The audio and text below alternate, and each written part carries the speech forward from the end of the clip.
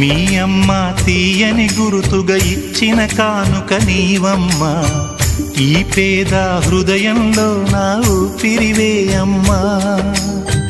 నాకున్న వెలుగుల మేడ చలువల నీడా నీవమ్మా, నా మనసే మెత్తగా పరిచా పడుకోవే అమ్మా. అలుపు సొలుపు మాయం చేసే చల్లని తల్లి ఎవరమ్మా, రాజు పేద తేడా లేక ఒడినే చేర్చే నిదురమ్మా.